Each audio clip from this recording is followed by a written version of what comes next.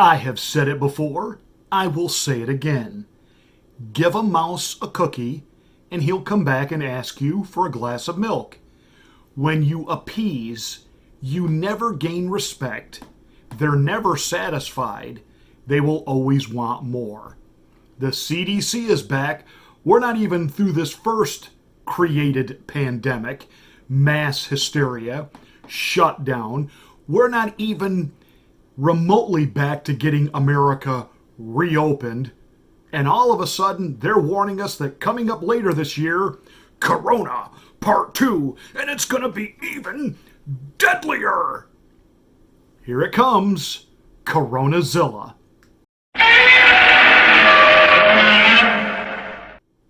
So here we go. As the president and governors across the country move to get things moving again, all of a sudden, here comes the CDC, and they're telling us round 2. And of course, you know this absolutely plays right into Dr. Kevorkian's long-lost love child, Dr. Fauci's narrative. I'm telling you, you are better off taking health advice from Dr. Seuss than Dr. Fauci. And I am told by people within the Trump administration sphere and orbit that the president is well aware of Dr. Fauci, and he's simply biding his time with him. Well, Mr. President, you need to do a little less biting and a little more firing, because this is getting out of control and out of hand. If we've learned nothing else through this process, how about this? None of these so-called experts, the ones that we're told are the official representation, the official policy of the United States, and we're looking at Dr. Fauci and Brexit, scarf woman, they haven't been right one time about any of this.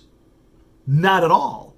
The only time they were remotely right was back in January and February when Fauci himself was making his rounds on all the TV talk shows and all the cable news shows saying, don't worry about this. This is nothing for us to alter our lives, change anything. Just go on with your life. Everything's fine.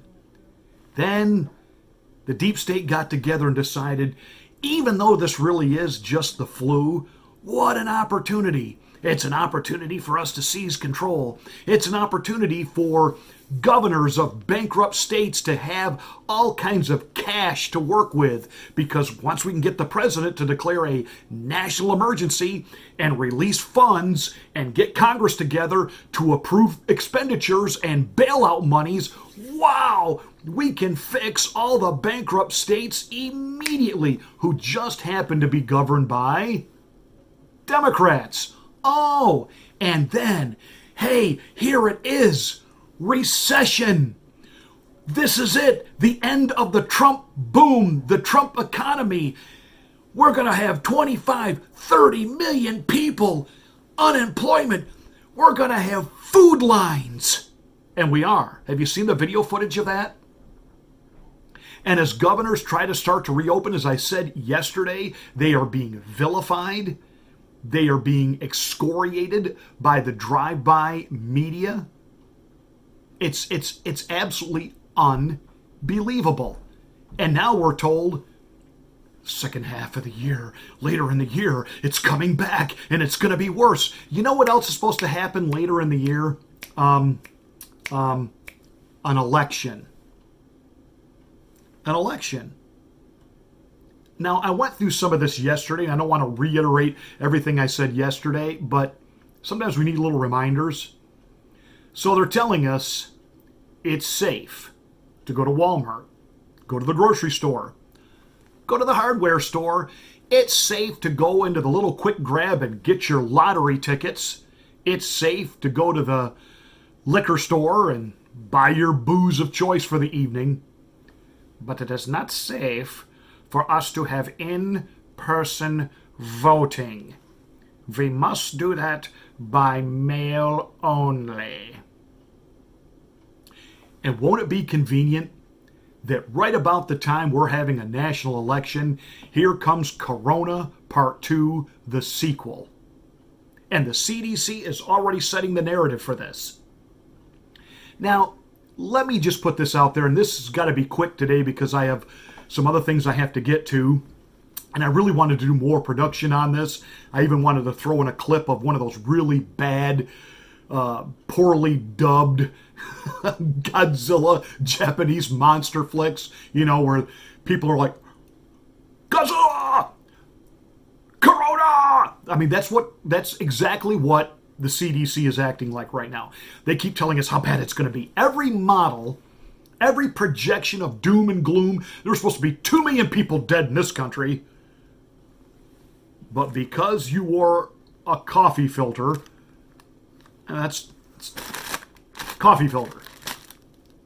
Because you wore this over your mouth and put on rubber gloves and took a bath, we've lowered the number from 2 million to maybe 40,000.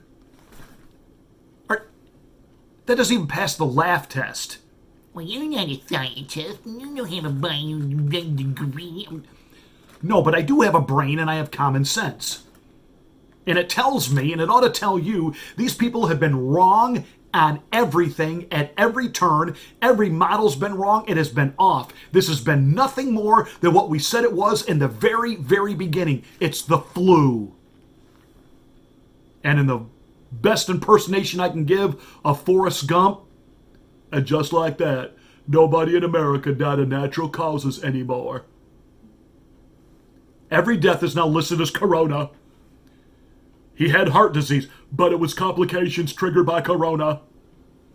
So-and-so had a stroke, but they also had corona.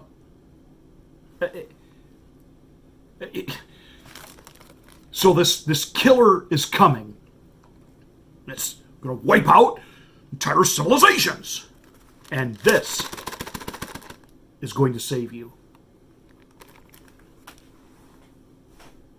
Really? Really? Tell me you're not that stupid. Tell me you're not buying this. Tell me you get that they're the ones spoon-feeding us conspiracy. I had somebody tell me today, Pastor, you're really not helping anyone with these conspiracy theories. And they got nasty. I hope the people in your church realize you have no compassion. You're just on the attack. You made the comment that people die. Get over it. I've never said people die. Get over it. But people do die. It is the cycle of life. Death is with us every single day.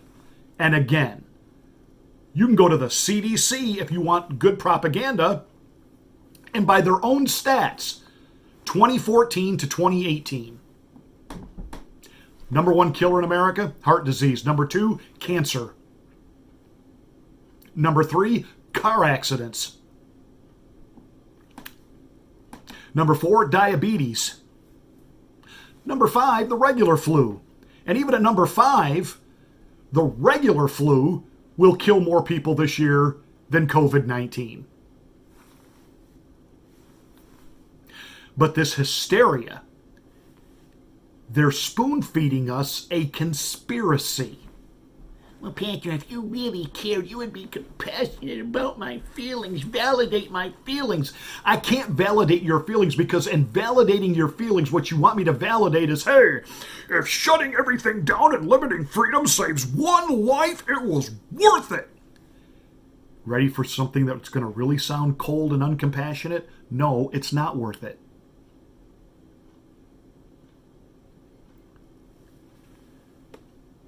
If saving one life can be done by reopening the government, we should.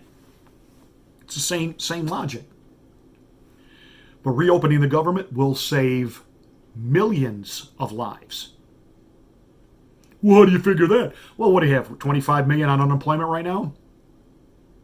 I know while Nancy Botox Pelosi is doing videos on YouTube eating ice cream and enjoying the fact that she lives in $100 million, has $100 million, nest egg, and has sitting in a kitchen that has not one but 2 commercial-size stainless steel refrigerators valued at about $12,000 each.